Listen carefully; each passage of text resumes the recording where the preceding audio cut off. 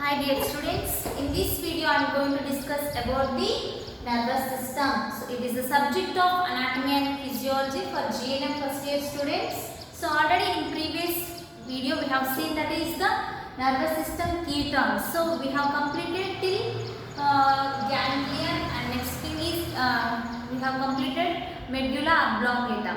So we will see after that few more key terms are there, so that thing and now I am going to explain. So that is the nerve impulse. So we will see what is mean by nerve impulse. Is a signal transmitted along a nerve fiber. Here the signals are transmitted along a nerve fiber and it consists of a wave of electrical depolarization. So here the signals are transmitted by a nerve fiber and it consists of the electrical depolarization of that depolarization. So that reverses the potential difference across the nerve cell membrane. So this is the nerve impulse. So by name itself we can understand that is the signal transmitted along a nerve fiber and it consists of the wave of electrical and depolarization. So that reverses the potential difference across the nerve cell membrane. So this is the nerve impulse. So next we will see the neuralgia.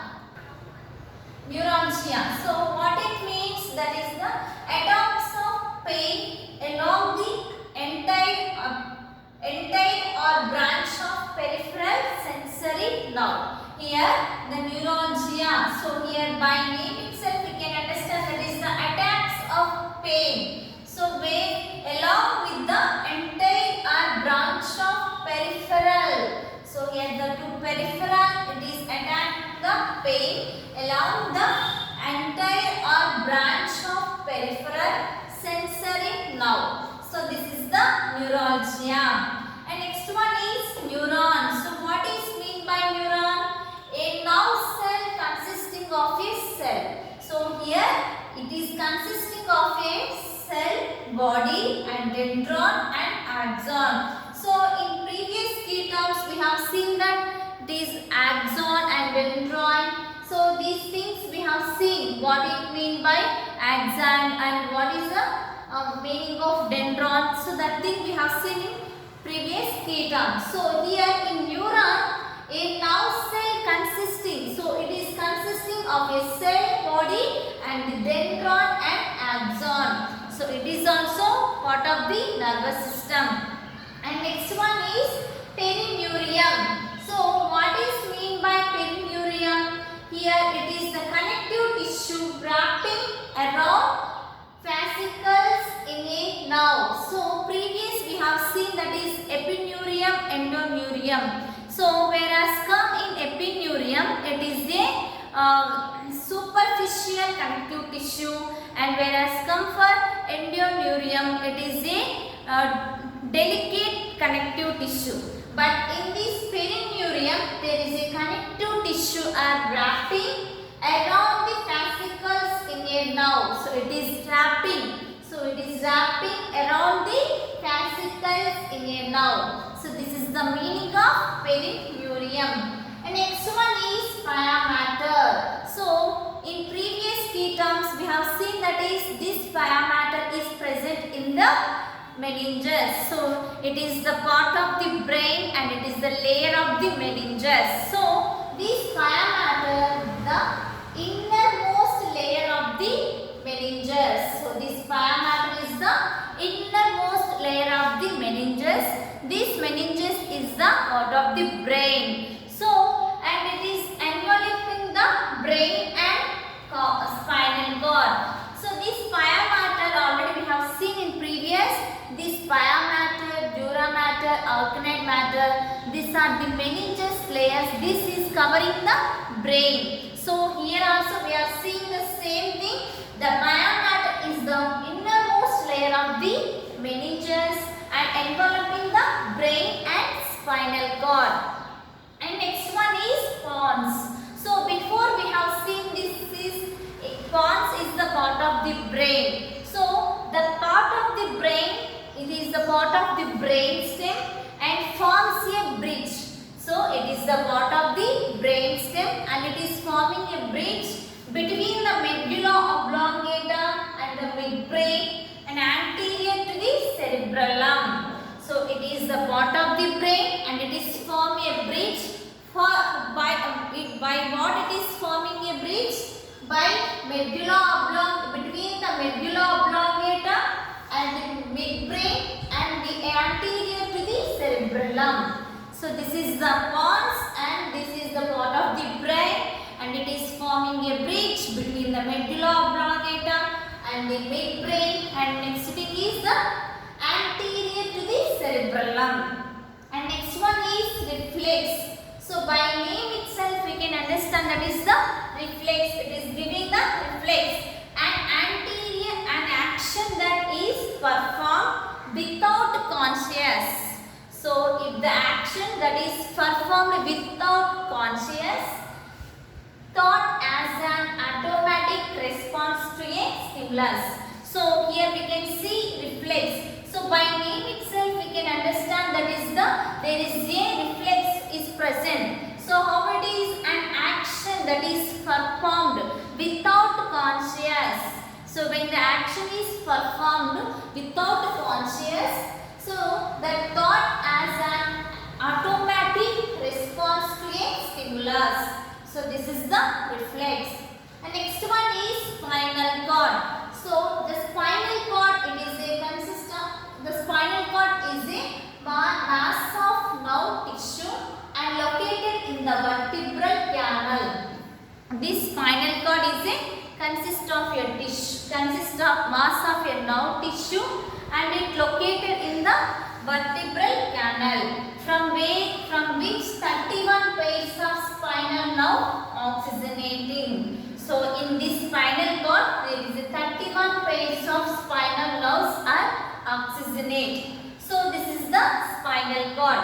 Spinal cord is nothing but it is a mass of nerve tissue and located in the vertebral canal, and from which 31 pairs of spinal nerves oxygenate. And next one is thalamus. So this thalamus also part of the brain and it is a large white mass of the grey matter and it is situated in the posterior part of the forebrain. So it is also one of the part of the brain and it is large white mass of grey matter.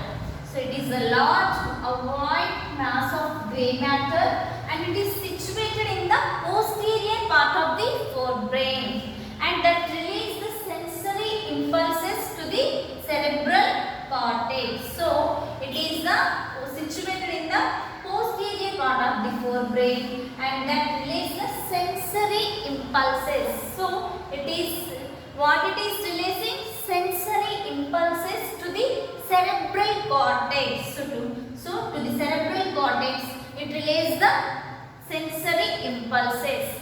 And next one is white matter. So what is mean by white matter?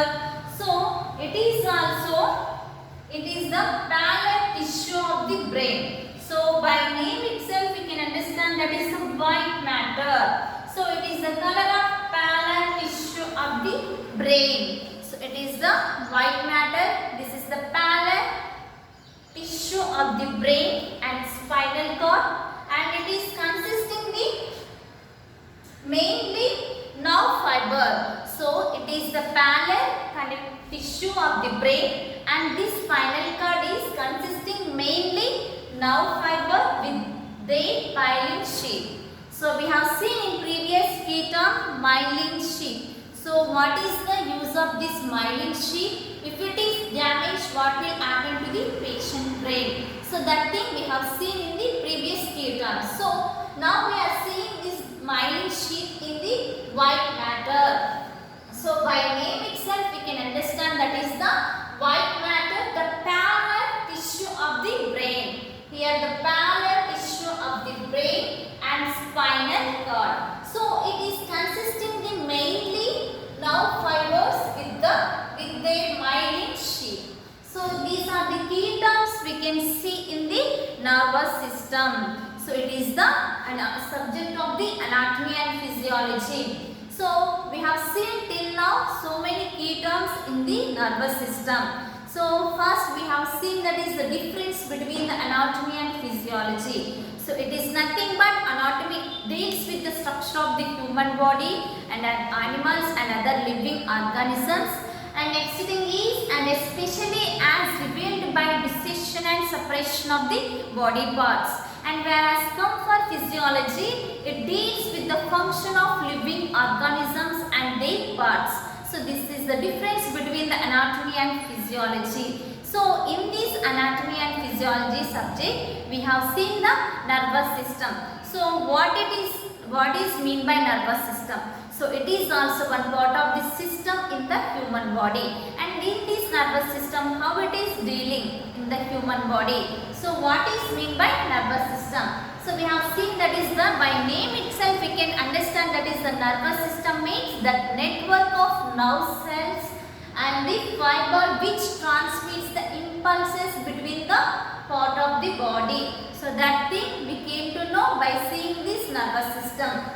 And in key terms we have seen the axon, and next thing is dendroid and effort and next epineurium, endoneurium, and the next thing is myelin sheath and medulla oblongata. So these things we have seen in key terms of the nervous system.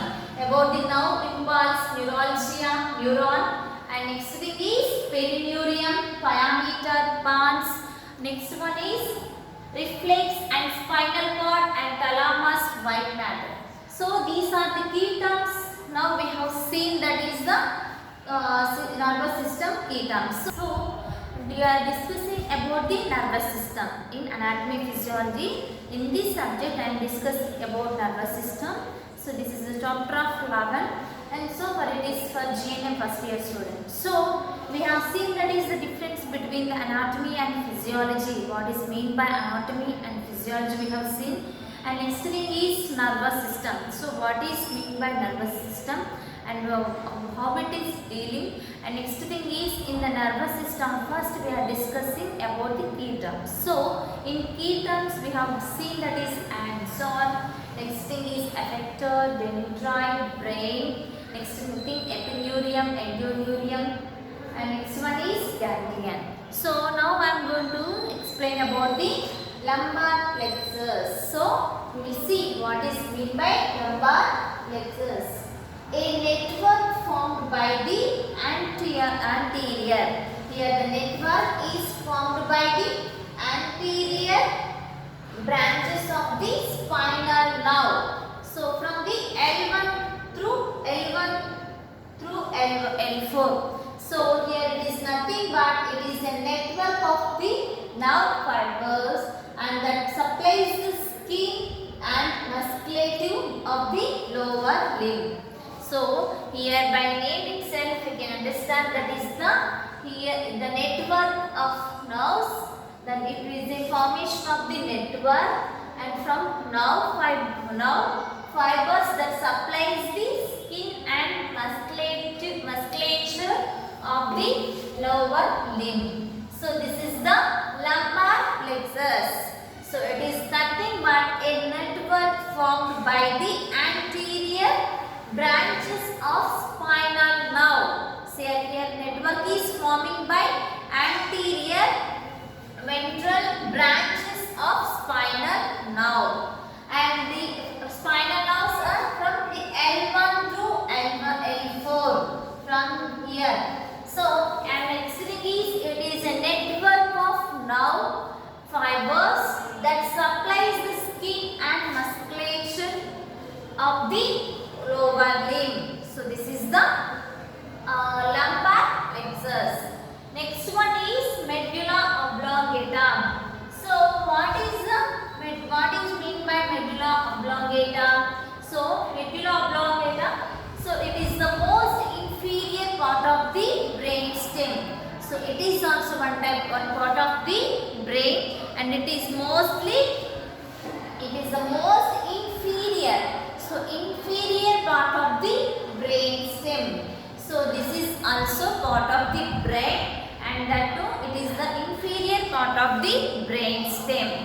So this is the medulla oblongata. Next one is meninges. So what is meninges and where it is present in the brain? So these meninges three membranes. So there are three membranes are present in the brain. So in these three membranes are covering the brain. So what are those three membranes? That are the not only the brain and spinal cord. These three membranes are covering. So what are those three membranes? That are the dura mater and arachnoid matter and pia mater. So these three membranes are covering the brain and spinal cord. So this is the meninges. So it is also one type of layer in the brain, and in brain and spinal cord it covering the three membranes are covering this brain and spinal cord, that are the dura mater and next thing arachnoid matter and pia mater. So these three membranes are we can see in the brain. And next thing is midbrain. So by name itself we can understand that is the midbrain, and the part of the brain between the pons and the diencephalon. So this is the part of the brain between the pons and the diencephalon. So it is also one part of the brain, and it is the midbrain, and it is the part of the brain. So between the pons and the diencephalon. So later we will see the function. What is the function of the pons and what it is doing in the brain. So we will see it later. So but here midbrain it consists of the between the pons and the diencephalon. It is also part of the brain and between the pons and the diencephalon. And next thing is this pons also part of the brain. And next one is myelin sheath. So previous class we have seen that is multiple sclerosis disease. So how this multiple sclerosis disease occurring, that thing we have seen. So due to damage of this myelin sheath, there is a chance to get multiple sclerosis disease. So we have seen this myelin sheath is present in the brain. And next thing is it is the multi-layered lipid. So this myelin sheath is the multi-layered lipid and protein. So this is the multi-layered lipid and protein, and covering and formed by Schwann cell and oligodendrocytes. So this myelin sheath is the multi-layered lipid and protein, and it is covering and formed by Schwann cell and oligodendrocytes. So these two are covering by this multi-layered lipid and protein. The next thing is around axons of many peripheral and central nervous system. So this is the myelin sheath. It is the multi-layered lipid and protein, and it is covering and formed by Schwann cell and oligodendrocyte cell. Dendrocytes around axons of many peripheral and central nervous system. So this is the meaning of myelin sheath. If this sheath is damaged in the brain, there is a chance to get multiple sclerosis disease. So we have seen this thing in previous class. So completed now key terms. So we are discussing about the key terms in the nervous system. So we are seeing till myelin sheath. So till now I have discussed about the anatomy and physiology and what is the difference between in anatomy and physiology, and it is the subject for GNM first year student. And next thing is in this subject about the nervous system and how this nervous system deals in the human body, and it is a part of the system in the human body. And through this nervous system, how it is through this nervous system, what will happen in the body, that thing we have seen.